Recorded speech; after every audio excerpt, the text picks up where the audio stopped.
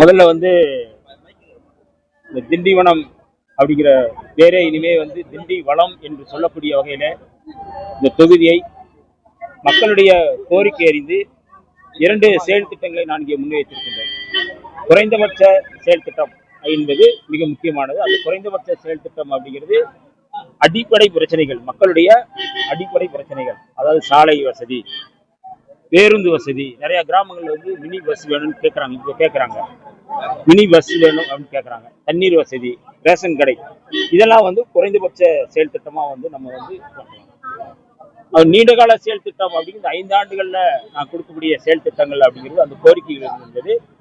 விவசாயிகள் வந்து விவசாயத்தை நவீனப்படுத்தணும், கொள்முதல் நிலையங்களை உருவாக்கணும், காகித தொழிற்சாலை உருவாக்கணும், மாணவர்கள் இளைஞர்கள் படிச்சுட்டு வெளியூருக்கு போறாங்க, இப்போ அவர்களுக்கான வேலை வாய்ப்பை உருவாக்கக்கூடிய தொழிற்சாலைகளை உருவாக்கணும் அப்படிங்கிறது என்னுடைய கனவு. ரொம்ப முக்கியமா திண்டிவனம் தொகுதி இதுவரை வந்து இந்தியாவில், தமிழ்நாட்டிலேயே ஒரு ரோல் மாடலா இருக்கக்கூடிய தொகுதியாக மாற்றுவதற்கு நான் முயற்சி செய்கிறேன். ஒரு ஹைடெக்கா இன்னைக்கு வந்து திண்டிவனம் தான் சென்னையில நுழைவதற்கு முன்பு இருக்கின்ற மிக முக்கியமான தொகுதி, சென்னைக்கு அருகில் இருக்கின்ற தொகுதி. விளம்பரங்களோட சொன்னா கூட சென்னைக்கு மிக அருகில் தான் திண்டிவனம் சொல்றாங்க. ஆனா இங்க தொழிற்சாலைகள் ரொம்ப குறைவா இருக்கு, தொழிற்சாலைகள் இல்லை. அவ இந்த இளைஞர்கள் எல்லாரும் வந்து விழுப்புரத்திலே இருந்து இவர்கள் வேலை வாய்ப்பை உருவாக்கக்கூடியது. பெண்களுக்கு குறிப்பா நிறைய பெண்கள் வந்து இங்க படிச்சிருக்கிறாங்க.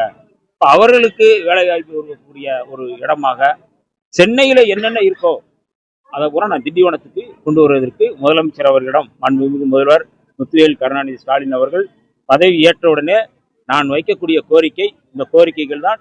இந்த கோரிக்கைகளுக்காக இந்த 5 ஆண்டுகள் இதே தொகுதியில நான் தங்க போறேன். வீடு எடுத்துட்டேன். வீட்டில் தான் நான் தங்கியிருக்கிறேன். நாளைக்கு வந்து மாண்புமிகு முன்னாள் அமைச்சர் அண்ணன் மஸ்தான் அவர்கள் எல்லோரும் இணைந்து நாங்கள் அங்கே வந்து வீட்டில் பால் காய்ச்சினோம். இன்னும் கூடுதல் என்னன்னா, இந்த 5 ஆண்டுகளுக்கான செயல் திட்டங்கள் ஒவ்வொரு ஆண்டும் ஒரு செயல் திட்டம், அதை நான் ஒரு அறிக்கையா நான் கொடுக்குறேன். ஏன்னா கடந்த ஆண்டு வந்து அது உப்பள தொழிலாளர்களுக்கான கோரிக்கைகள் நிறைய இருக்கு. அது ஏன்னா இன்னைக்கு தமிழ்நாட்டிலேயே தூத்துக்குடிக்கு அப்புறம் திண்டிவனம் தான், அது மரக்காணம் தான்.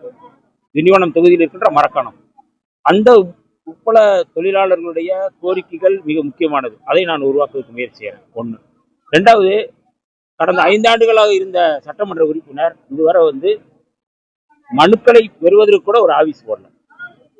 மக்கள்கிட்ட கோரிக்கை என்ன அப்படிங்கிறது கேட்கறதுக்கு ஒரு மனு கொடுக்கணுமா இல்லையா, அது கூட அதற்கு கூட அவருக்கு மனம் இல்லை.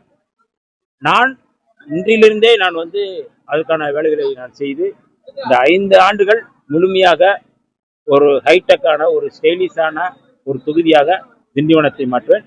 இன்னும் குறிப்பா அமைதியான தொகுதியாக, சமூக நல்லிணக்கத்தை உருவாக்கக்கூடிய தொகுதியாக இந்த தொகுதி இருக்கும் என்பதை நான் வந்து உறுதி கூற கடமைப்பட்டது.